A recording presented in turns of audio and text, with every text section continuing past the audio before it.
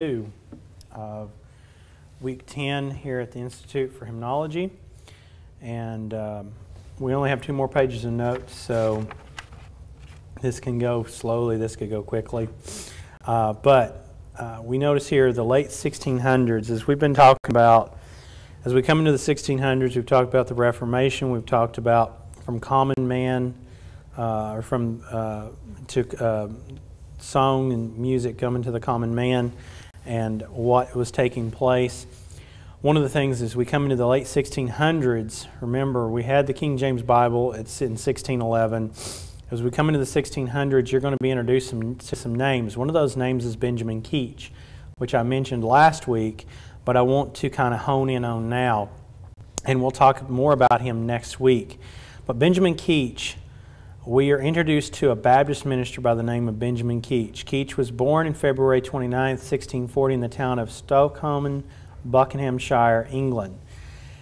Keach had been writing books and ministering to his congregation for many years when he wrote the book, The Breach Repaired in God's Worship, Our Singing of the Psalms, Hymns, and Spiritual Songs, proved to be a holy ordinance of Jesus Christ in 1691. It's actually a lengthier title than that, but I did shorten it.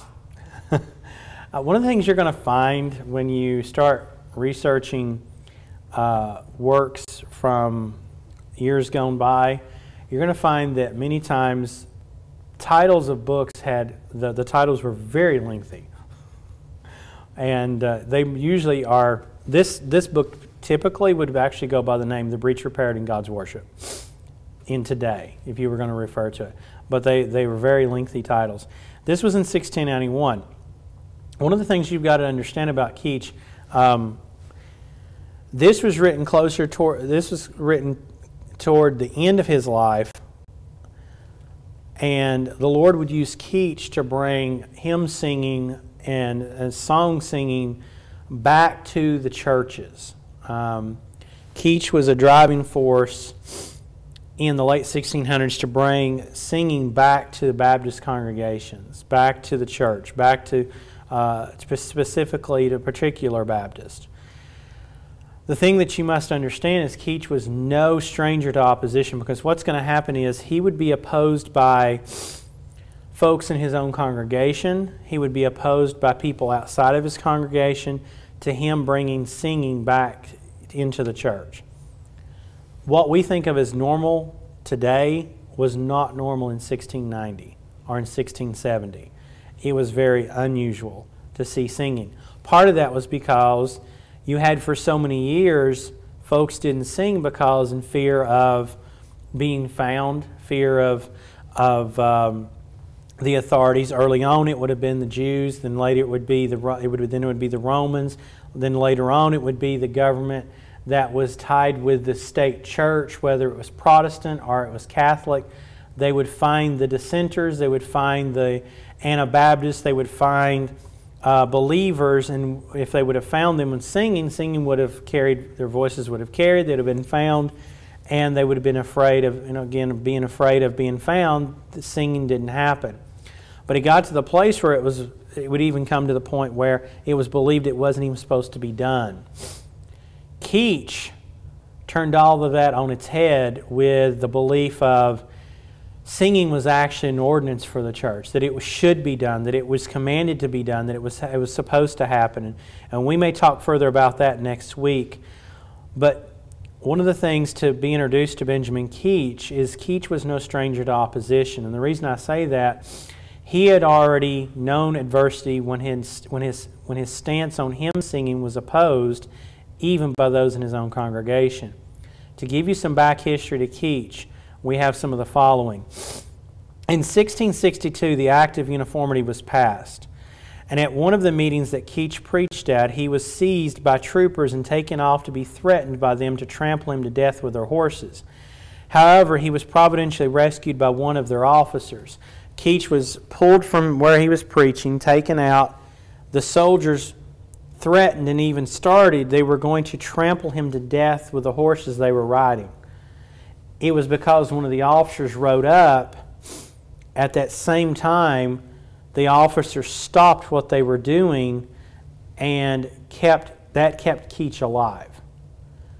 know this, that if Keach had died, history could have been very different, even for singing. Now, could God have raised someone else up, another Baptist up, to have given the charge to sing songs? Yes, but it could have been very different. God was preserving Keach's life. In 1664, Keach wrote The Child's Instructor, or a New and Easy Primer.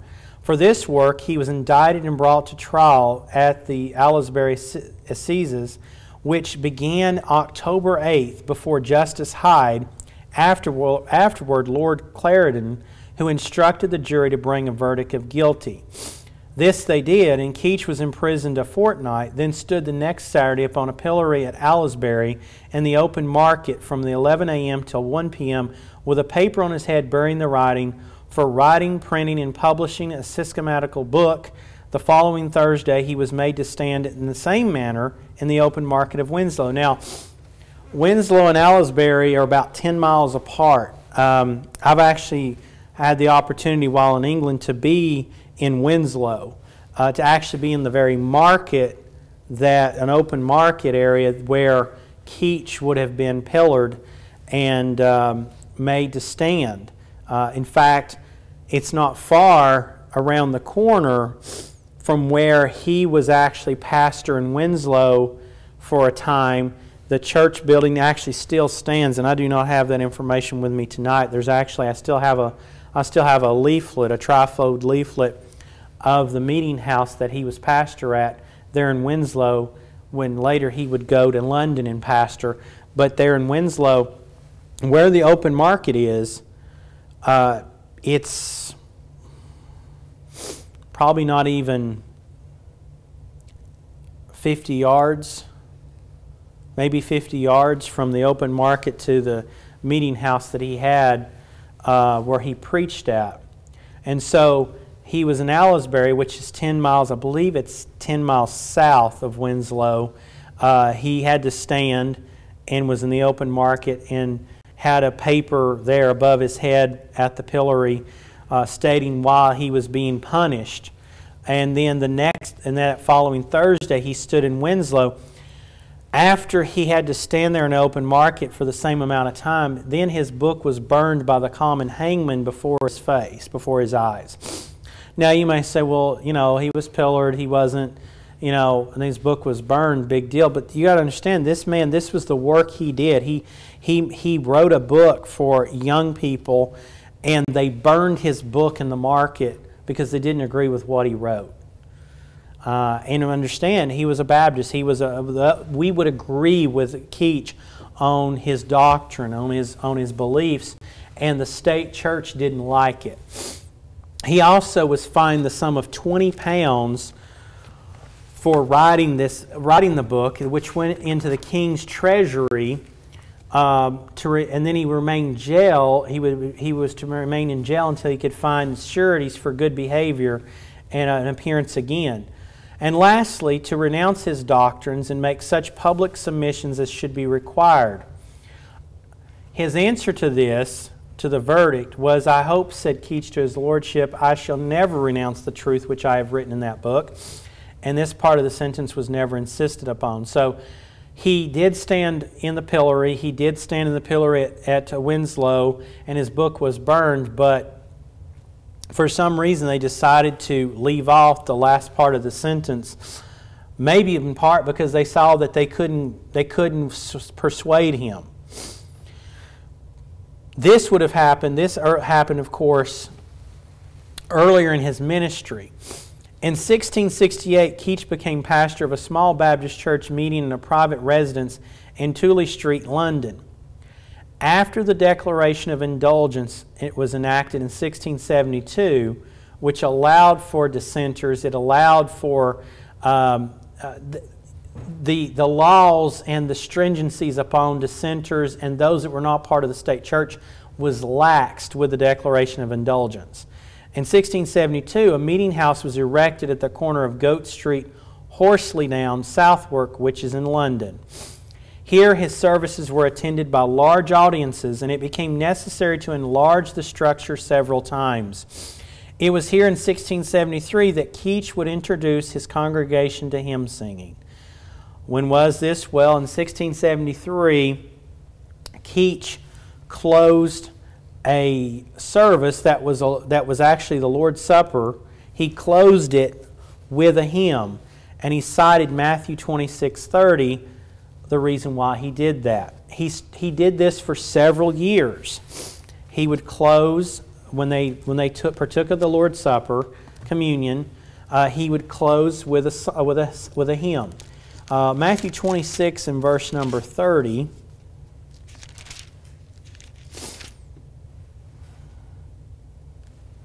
You'll see this is at the end of where the Lord's Supper is taking place in Matthew 26. And it says, "And when they had sung an hymn, they went out into the Mount of Olives." Of course, from there they went to the Mount of Olives, they went over to the garden. He prayed there in the garden. But notice what he cited. He cited the very passage where Christ and the apostles sung a hymn after the supper was ended. And of course, that's where, hence he was citing that passage as proof text in order to do this. At that time, he was only opposed by 2 members of his church. So when he started that, he was opposed by 2 members. After following this practice for 6 years, the congregation agreed to sing a hymn on public Thanksgiving Day. So it took 6 years. Keach was slow about introducing hymn singing. He did this every time they had the Lord's Supper. He would sing a hymn. They finally agreed, let's also sing on public Thanksgiving days. So days that would be of thanks, days of special occasions, let's also sing a hymn. And did so for the next 14 years. This time, according to Keach's son-in-law, Baptist historian Thomas Crosby says, some 5 or 6 dissented therefrom this practice. They didn't agree with it. So they were opposed.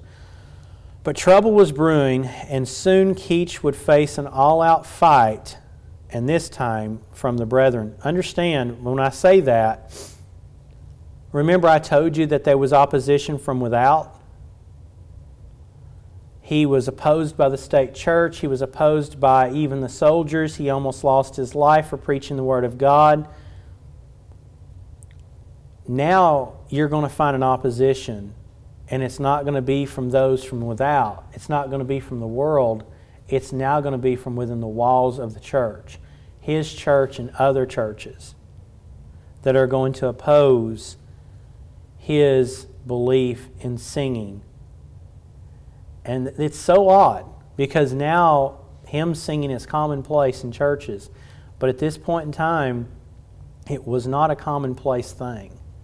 Keach is there's trouble brewing, and Keach would soon be opposed by those that would have believed like him. We'll have more information on that next week, putting all that together. But you say, why are we spending some time on Benjamin Keach? Benjamin Keach, if I were going to give an analogy, is probably the hinge for Baptists.